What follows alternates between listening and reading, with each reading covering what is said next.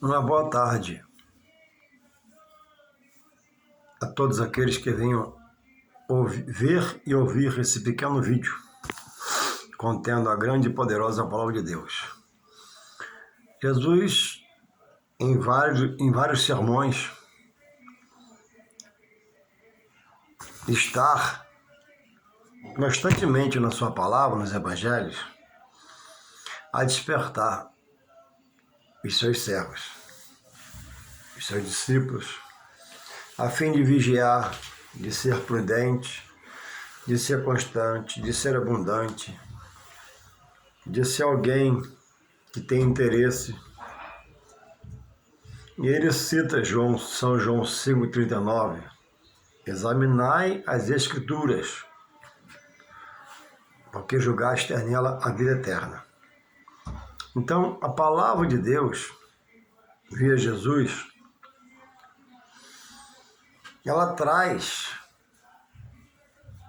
orientações acerca de procedimentos àqueles, todos que querem ser a Ele fiel. Jesus diz assim, em São João 15,16, vós não me escolheste a mim, eu vos escolhi a vós. E a quantos ele escolheu? A todo que ele dá a vida, ele também apresenta o plano de salvação, pela sua palavra, e revela a perdição. Em São João 3,16, está lá escrito, porque Deus amou o mundo de tal maneira que deu seu único Filho para que todos que nele creiam não pereça, não se perca, não seja condenado pela palavra, mas tenha uma vida eterna com Deus.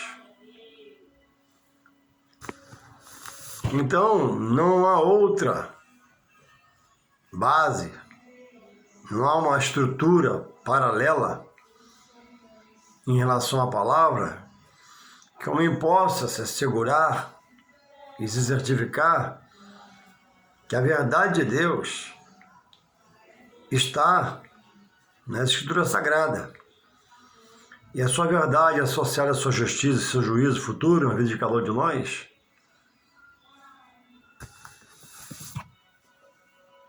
exposto está para que nós observássemos a palavra, meditar, ler, tirar um tempo. Palavra de um líder espiritual, palavra do líder maior, que por nós foi entregue na cruz pelo Pai para nos remir de nossos pecados. Louvado seja o Senhor. E não é segundo o que vem a Jesus, que é o evangelho praticado e exercitado. Não é na visão humana do homem que é aberto o culto a Deus. O culto é aberto em nome de Jesus. Por isso o culto é chamado e tem que ser de culto cristocêntrico, honrando sempre a pessoa de Cristo. Louvado seja o Senhor. Então, diz Jesus, quem quiser vir após mim, para negar a si mesmo, aprender pela palavra a mortificar a sua carne, para não fazer a minha vontade mais, mas abrir o coração, buscar entender a palavra, ser interessado no que a palavra me expõe, para que agora eu seja ensinado a mortificar a minha carne, para que Deus possa reinar no meu ser pelo seu Espírito Santo. E agora me dê nova visão espiritual, me dê uma nova caminhada, ilumine meus passos, a minha vida. Estou modificando meus pensamentos e sentimentos, que eram carnais humanos, mas agora espirituais de Deus. E ao chegar à palavra e buscar um conhecimento, muitos têm mudado. Muitos têm exposto a sua vontade humana, visão humana, que a Bíblia diz que é heresia, Heresia, a vontade humana, a visão humana colocada sobre a palavra. Eu leio o texto, interpreto, vejo como eu quero ver, interpreto como eu quero interpretar. Mas a alma tem um dono que é Deus. E Deus revela a palavra, orienta a palavra, ensina a palavra pelo seu Espírito Santo. Louvado seja o Senhor. E é preciso se disciplinar para ter essa ética, essa postura de servo, de obreiro, de pastor, de pregador, deixando Deus reinar no coração. Louvado seja o Senhor. E temos um texto aqui, no livro de Malaquias, segundo escreveu o profeta Malaquias, inspirado pelo Espírito Santo de Deus, diz assim, Malaquias capítulo 1, verso 6, diz assim, o Senhor, verso 6, o filho honrará o pai, e o servo ao seu senhor. E se eu sou o pai, onde está a minha honra? E se eu sou o Senhor, onde está o meu temor? Diz o Senhor dos exércitos a vós, ó sacerdotes, que desprezais o meu nome e dizeis, em que desprezamos nós o teu nome? Ofereceis sobre o meu altar pão imundo, e dizeis, em que te havemos profanado? Nisto que dizeis, a mesa do Senhor é desprezível. Porque quando trazeis animal cego para o sacrificardes, não faz mal? E quando ofereceis o coxo ou enfermo, não faz mal? Ora, apresenta isso ao teu príncipe. Terá ele agrado de ti? Ou aceitará ele a tua pessoa? Diz o Senhor dos Exércitos. Então, irmãos, Deus chama o homem, Deus para o homem, Deus chama o homem, Deus se revela ao homem, o convence pelo seu Espírito Santo, o converte pelo seu Espírito Santo. Salvação não é por obra, é dom de Deus. Nem todos são chamados na mesma hora. Eu já fui, outros antes de mim já foram, outros antes dos que já foram de mim já morreram no Senhor. Muitos, milhões, milhares virão. E para nós que estamos vivendo esse momento, e estamos no Senhor, a palavra escrita pelo profeta Malaquias diz, em advertência, que a obra há um dono, há um pai, que é Deus, Criador. Há um Senhor, que é Deus, Todo-Poderoso.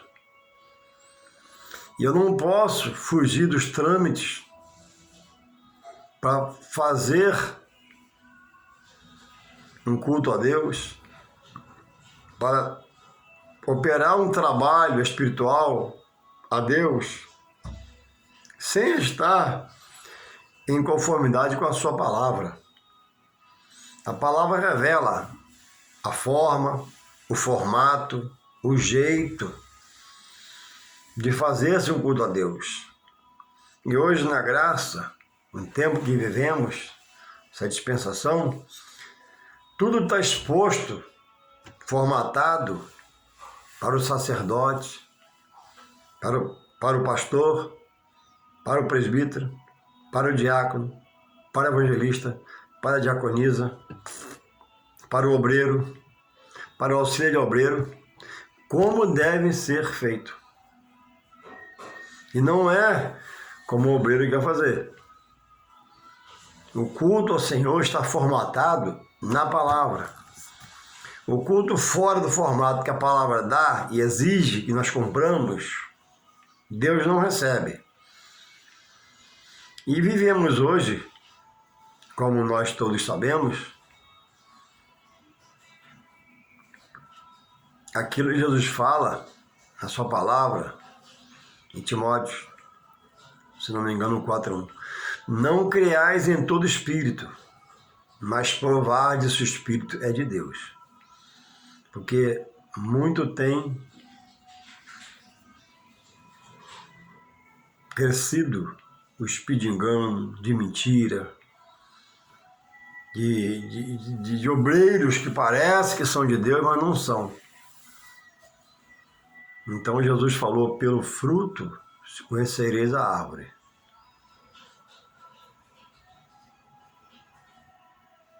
A árvore boa só dá fruto bom. Uma árvore má só dá mais frutos. Então, o que é feito na sua igreja pelo pastor e pelo seu corpo ministerial? O que é colocado? O que é exposto? O que é falado? Você tem acompanhado quando lê lá no altar? Se confere. E após ele ler lá e conferir, a expressão sobre a palavra, o enredo sobre a pregação da palavra, bate com o que você já aprendeu, muito ou pouco? É preciso vigiar. E andarmos dias, os quais vivemos hoje, mais atento do que já andávamos, mais ligado do que já éramos ligados, para não sermos enganados, ludibriados, e haja em nós sobre só dúvida, sombra de variação, incerteza, e virá depois sobre isso perturbação, e pode vir uma depressão. Então estejamos atentos em relação ao que estamos ouvindo, aceitando, praticando, se envolvendo, colaborando, para não sermos caídos na balança de Deus e sermos achados em falta na balança do Senhor.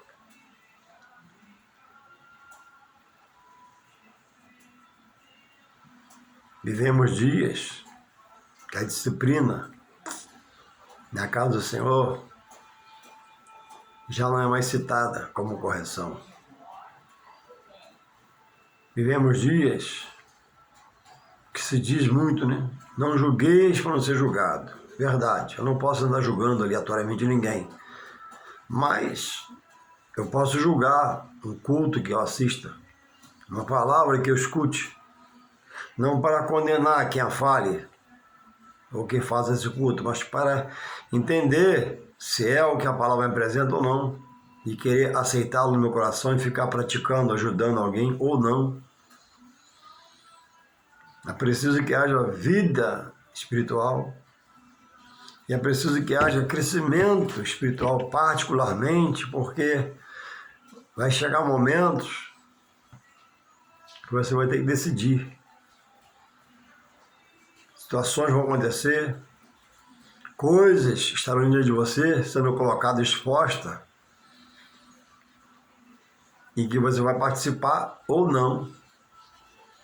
E para você participar ou não, e para você dizer um não, um sim, você precisa estar embasado na palavra de Deus.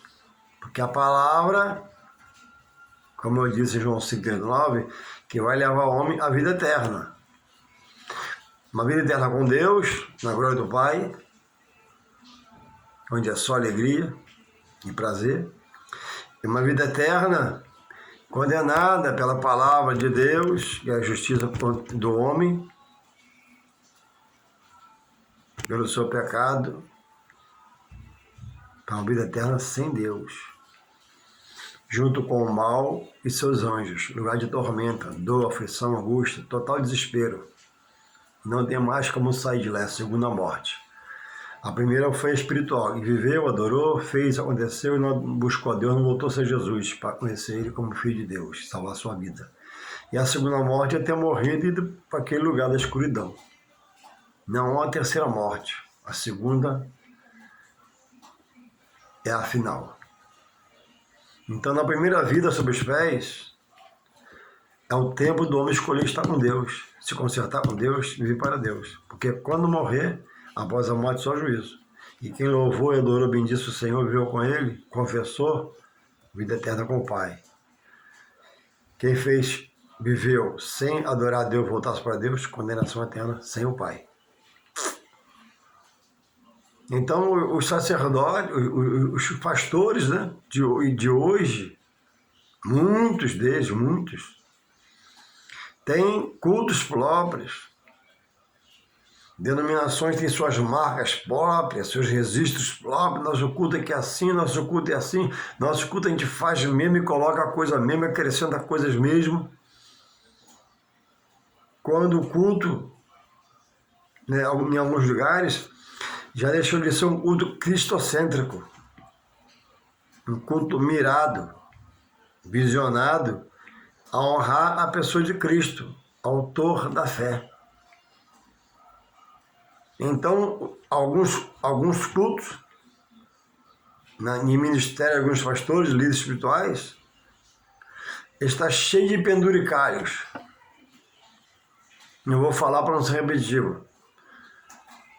Tem o altar, tem o púlpito que é usado, tem a palavra, tem o obreiro, mas, espera aí, aqui nós botamos mais isso, e mais isso, e mais isso, e mais isso. E alguém que estude a palavra, que busca estar em Deus e lê a palavra, senta lá, não entende esse culto. Porque é cristocêntrico, sim. Mas Jesus, nós vamos honrá-lo. Mas nossos apetrechos não saem do culto também, não. Mas são apetrechos, penduricalhos, que você não viu os apóstolos exercitar. Paulo pediu para fazer. Nos sermões do mestre, reinava, o poder nele estava intrínseco, e a palavra. Ah, mas é para trazer a outros, despertar, não. É Deus que traz, e a palavra que desperta. Voltemos, né, à simplicidade do Evangelho, disse Paulo aos Gálatas. Não é preciso encher um templo de parafernálias, muito barulho, não. O Evangelho nunca foi por Paulo, por Jesus, empurrado goela abaixo de ninguém. Ou nunca Paulo soltou fogos. Aí você pode dizer, na época de Paulo não tinha, então vou mudar. Paulo nunca fez barulho, a não ser pela pregação do Evangelho pela sua boca, usada pelo Espírito Santo. E fez muito barulho, hein? Se você ver lá em 2 Coríntios 11, você que diz que é só vitória, não aceita passar nada, e determina e briga com Deus, vê logo que Paulo, o fiel e usado servo do Senhor, passou por militar no Evangelho do Senhor. 2 Coríntios 11 e diante. Está lá a narrativa do que ele passou. Muitas vezes quase morreu, foi açoitado, passou dias terríveis, momentos dificílimos, mas Deus era com ele. E no final ele pôde dizer, combati o bom combate, acabei a carreira, mas eu guardo minha fé. Ele guardou a fé na simplicidade do Evangelho, deixou Cristo aparecer na sua pregação, deixou reinar o poder do Espírito no meio da pregação para remeter a outros. E hoje estamos em meios, e a gente olha assim e fala, o que é isso? Há uma parafernália dentro do templo, uma parafernália de coisas, né, no meio do altar. Porque a direção perdeu a visão, e na sua visão humana acrescenta cada dia mais uma coisa. Então Deus está aqui chamando a atenção da liderança, não é isso? Se eu sou pai, onde está a minha honra de pai? Olha para a minha palavra. Se eu sou o Senhor, onde está o temor a mim? Por que essas coisas no meio do meu altar? Por que essas coisas no meio do salão aí? Louvado seja o Senhor. A Bíblia diz, tem salmos. Fale. Tem a palavra, né? Leia. Tem cânticos, cante. Tem testemunho, fale. Tem instrumentos, toque decentemente. Agora não diz, né? Olha, acrescentei coisas. Trazei parafernálias. Enchei o templo de penduricalhos para animar o povo. Não. O que anima o povo é estar, na verdade, da palavra. Traz conforto, consolo, traz visão, discernimento, entendimento para andar quieto, fazendo barulho quando for santo, pelo poder da sua vida, para Deus poder salvar outros. Vendo você cheio do poder de Deus. Então, se Deus é pai, eu tenho que dar honra de pai a ele como obreiro. Se Deus é o Senhor, ele quer o meu temor de obreiro a esse Senhor. Louvado seja Deus. Então, estava sendo permitido pela liderança em Israel, e Deus está usando Malaquias para repreendê-los, trazendo o quê? Animais cegos, coxos, enfermos. Hoje, a pessoa em pecado não quer ser repreendida. A pessoa erra, não quer ser exortada. Obreiros cometem pecados e não aceitam disciplina. Brigões, perturbados, sem ética, sem postura. E ficam, às vezes, em meio ao seu pecado e não aceita a correção. Mas a Bíblia diz em Hebreus, né, que quem não aceita a correção de Deus, né, como filho bastardo foi um casamento ilegítimo. Deus diz para eles, ó, nem meu filho eu poupei, sendo ele santo. Eu entreguei a morte de vós. Para quê? Para que vocês agora, sendo parados e escolhidos por mim, façais o culto a mim, não a coisas. Porque a mais honra as coisas e a beleza artificial, através de instrumentos colocados, coisas colocadas, do que a glória é ver aquilo. Poxa, que diferença, que legal. Não, Deus quer ser diferença, Jesus quer ser diferença. Aí ele diz assim, ó, pela boca de Isaías, ó, apresenta esse animal ao teu príncipe, como homem, vê se ele aprova. Apresenta ele o animal coxo, cego, né? E vê lá se ele vai aceitar a tua pessoa. Ou ele vai entender que o que você faz é uma afronta ao cargo que ele ocupa.